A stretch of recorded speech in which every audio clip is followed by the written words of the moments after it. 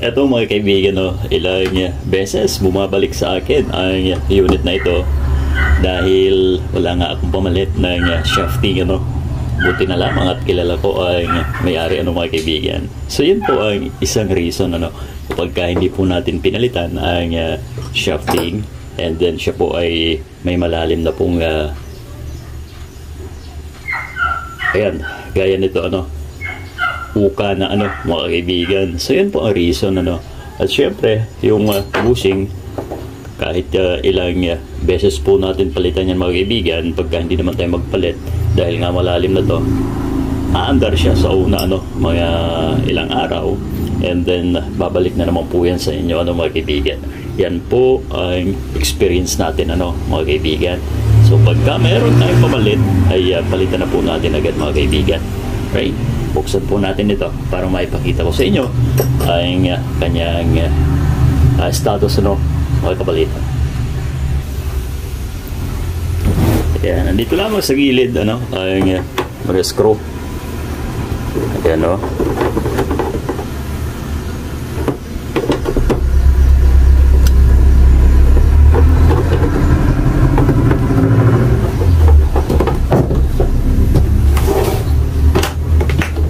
Ayan, buhatin ng ganyan, no. Kasi nasa ilalim mahirap pagka magkaganon. Yun ang madalas ma-encounter natin, ano mga kaibigan, lalo pagka parating na ang summer. Kaya lalo ngayon dahil El Niño daw po ngayon, ano mga kaibigan. So kailangan talaga ng mga ganitong ano, appliances, ano, yung mga electric fan mga kaibigan. Okay, ito na. Lalaglagan ng screw.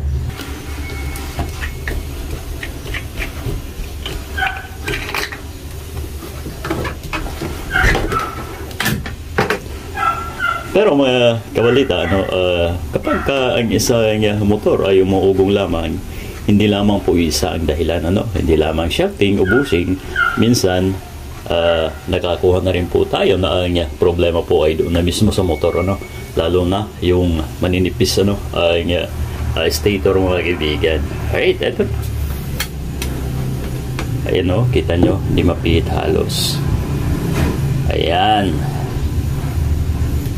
Yung baklasin natin. So, ibig sabihin, hindi lamang po isang factor, ano mga kaibigan, pagka once na umuugong lamang ang ating unit na gaya po na ito o yung ordinaryo, ano, na fan mga kaibigan. Pwede rin po pala sa motor. Ayun. Base po yan sa ating experience, ano, ng paggawa mga kaibigan. Right? Ito na mga kabalita. Ito natin ang loob.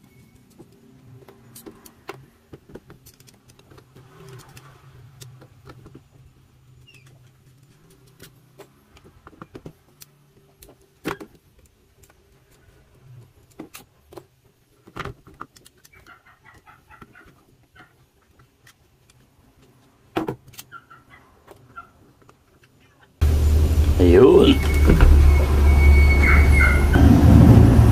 So ito, di ba mga kaibigan, no? Ayan, no? Pansinin nyo po yan. At talagang kinain na po, ano, ibig sabihin malalim na ang tama, ano mga kaibigan. Kahit ilang beses po tayo magpalit ng bushing, kung hindi naman natin papalitan ang shafting ay useless, ano. Under po yan, pero mga ilang araw lamang po, ilang linggo ay babalik na po ulit at sira na, ano, uugong na lamang po mga kaibigan. Alright.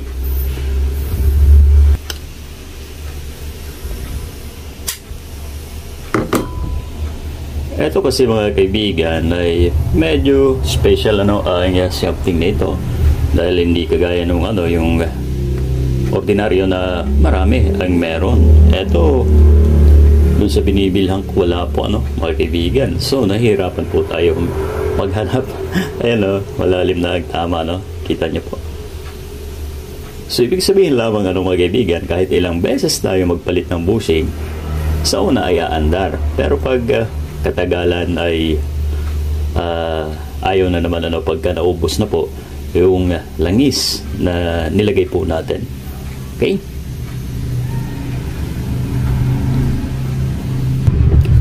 Dati mga kaibigan, pumutol ako nito yung ordinary Ang problema pagka wala tayong grinder na panglinis ang hirap isalpak diyan sa busing dahil tingnan niyo po, walang kanto. Pag pinutol po yan, meron ang hirap po ipasok sa busing mga kaibigan. Yung ganito alright. So masisira yung busing kapag may kanto mga kabalita. Alright.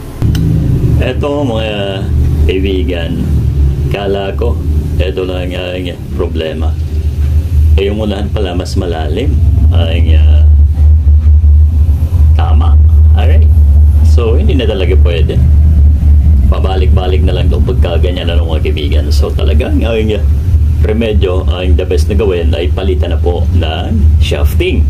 Alright. So yun po mga kabalita. Mamaya po ay papakita ko po sa inyo. Maghahanap po muna tayo ng pamalitan ng mga kaibigan. So ito guys, mag-experiment ulit tayo. Since ito ay sira na at okay pa. Kung hanggang dito lang naman ay po pwede pa Ayan, pang standard Ang problema hindi po magkatapat pero magagawa na po ng paraan yan mga kaibigan. Puputulin natin at update ko po kayo pagka naputol ko na medyo matagal to. Lalagariin po natin dito. Alright. Since wala po tayong makuha at wala tayong available dito. Kung mayroon man ay luluwas pa tayo ng Maynila mga kaibigan. Alright. Ayan. So ito, tanggalin muna natin dito sa bola mga kaibigan upang masukat natin ng maayos Dito pa din ay ingat po sa pagpukpok niya mga kaibigan. Dapat kasi may jack po tayo Doon sa binibilhan namin ng shafting at bushing, may jack po sila Ayan, minumumba lamang po at nakakapasok na dyan sa ating bola mga kaibigan. So tayo wala. Once sa pinukpok po natin yan, minsan nagkakaroon ng problema doon sa paglagay po natin ng lock dahil napipingas po ito. So ingat po hanggat maaari wag tayo pupukpok dito sa likod na lamang po dahil ito matigas po ito. Ayan may may allowance pa dyan just in case na mabungi. Pero kahit sa parte ay ingatan po natin. Alright, ito na.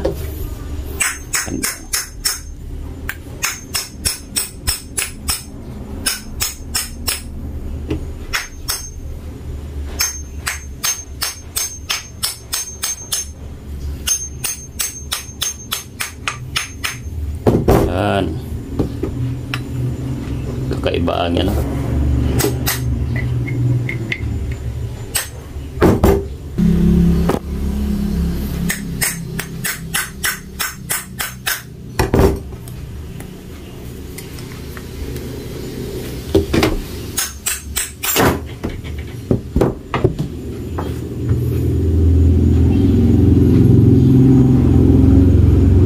napakalalim na mga kaibigan, talagang hihinto lagi ito. Alright.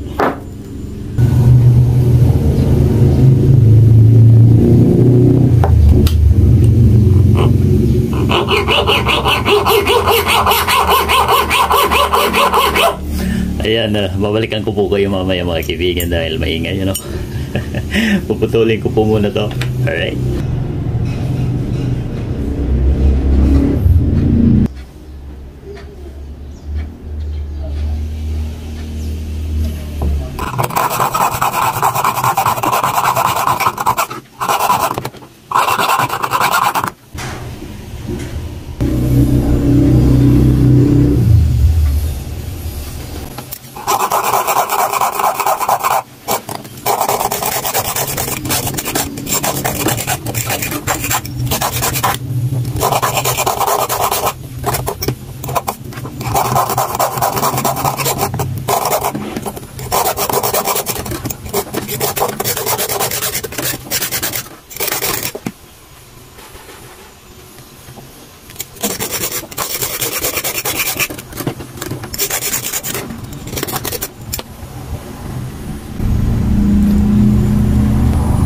So kailangan huwag nating isang direksyon ang pagputol pagka mano-mano ang gagawin natin mga kaibigan.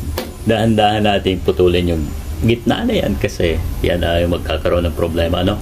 Pagka binigla po natin, nag-slant po yan, ano? Unlike po siguro kung may grinder po tayo, ay mabilis lamang, ano? Ito talagang pahirapan, ano? Mano-mano. Pero yan nga po, sabi nila, basta may tiyaga ay may nilaga, ano? Alright, bibili tayo ng nilaga pag nagawa natin ito, mga kaibigan. Ayan. Gapalito na lang, mga kaibigan. Kailangan ko tingay na lang. Nakadaan ko kasi.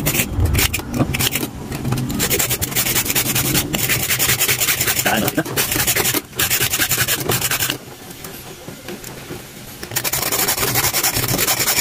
Ayun.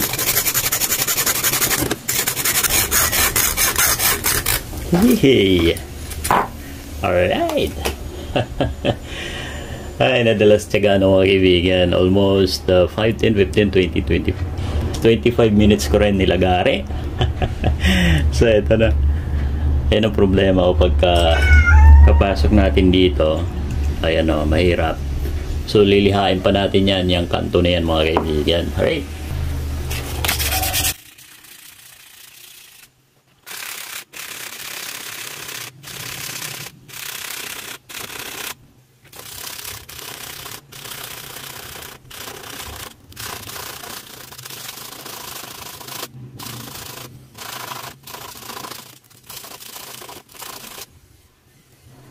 Yun, pwede na. Kunti pa mga kabalita, no? Alright.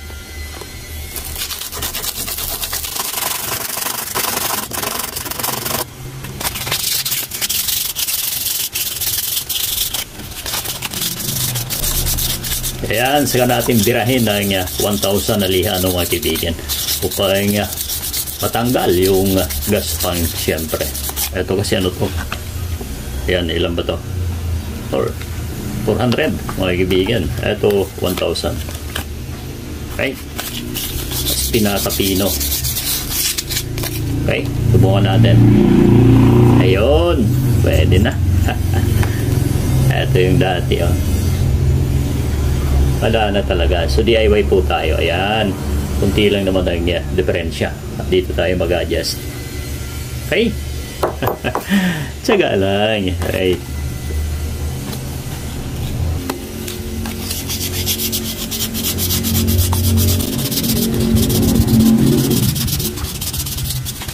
Ayun, para ng bago. Okay. Ayan na. Okay. At pasok na rin. Wala na tayong problema sa bushing. Ayan na. Right. Yan.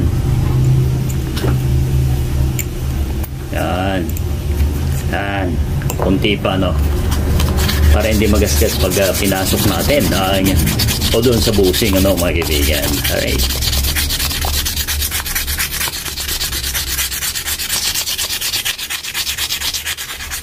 Siyempre, ay magpapalit pa tayo ng bushing, ano. Para wika nga po natin ay rest assured, ano, mga kaibigan. Wala kang isipin. Halimbawa, magka-problema man ay siyempre, sa maiksing panahon ay hindi dito sa ating papalitan na ito. Okay. Okay. Yan. Alright. Okay na. Pwede na to, mga kabalita. Ito yung luma natin. Oh. DIY, ano. Ito, salpak na natin, mga kaibigan. Ako, baka bungi na naman ito. Delikado. So, gamitan natin ang technique, mga kaibigan. Paano ay hindi puwersado, no? So, ito yung ayan, pwede na to. Kung sobrahan. Ayan. Balik natin.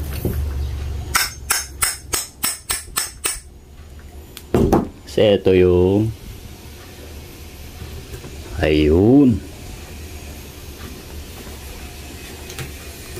Bukan natin. Ayan. Pwede na, ano? Ilagay muna natin, isukat natin mga kaibigan. Okay. Wala yung ano ayun. Ito yung mga spacer natin.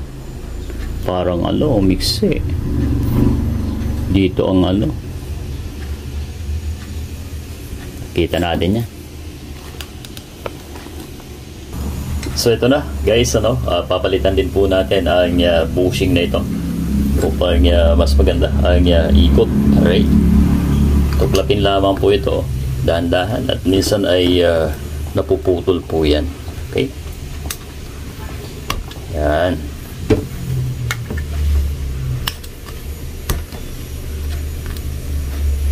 Kailangan may reserve lagi ano ng lock na ito.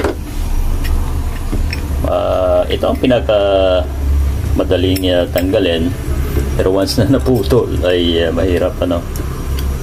Ayan, ito.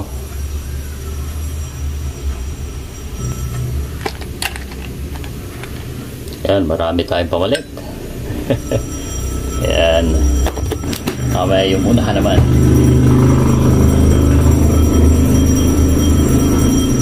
Na yung ano, dapat may foam. So ito, sa pagbalik nito mga kaibigan ay dapat may tubo tayo ano na pagkakalangan. Okay, baka masira itong ano natin. So dapat mga kaibigan ano, pagka babalik natin yung bushing ano sa ganitong style ng housing, may pangkalang tayo. Right, kasi hindi pwede na wala ano, problema tayo dyan sa ano niya, baka maputol pa ang motor natin. Okay, since ito naman ay saglit lang, gawa natin ang technique.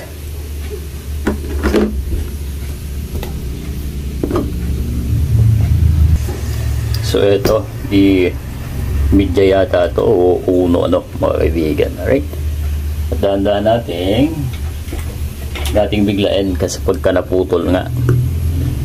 Ayan o. Alright, dahan lang. Yan, sa kapukpukin ng martilyo. Kailangan mostly ano. Alright. Oh, yan. Tama na yun para pag masobra ay masira ano. Ayan na. Hindi pala tuwid kaya nahirapan tayo. Ayun. Ayan. I-screw na natin mga kaibigan at masubukan ano kung gagana ba yung ating DIY ano mga kaibigan. Alright. Ito na. Medyo nagmamadali ako at may maingay, may nagpa-power saw dyan sa kapitbahay. Subukan natin ano, kahit dalawang screw muna. Okay, ayan.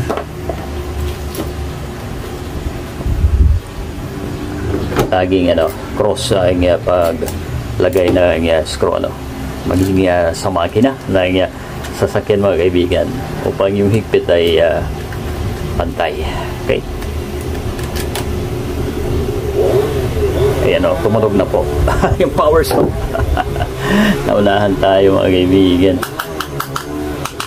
Alright, subukan natin ano.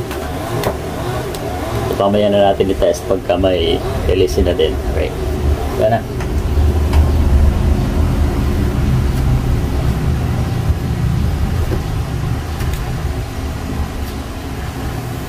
Ayan.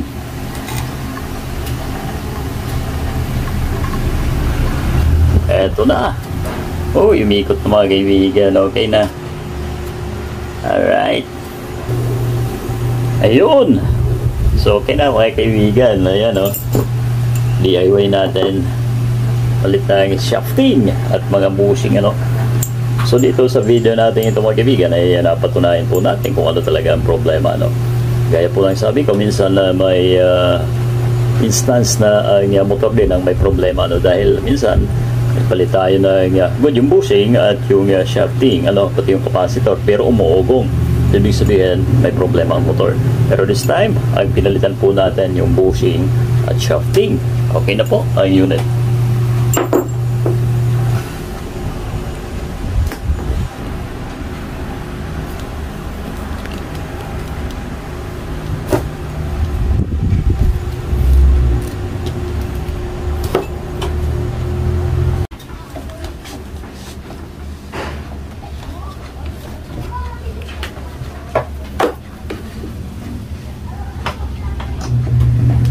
Size na. Okay na mga kaibigan, no? Tapos na yung unit. Okay. So yun po ang ating video sa araw na ito mga kaibigan. Maraming salamat po sa inyong pagtutok, ano? Right?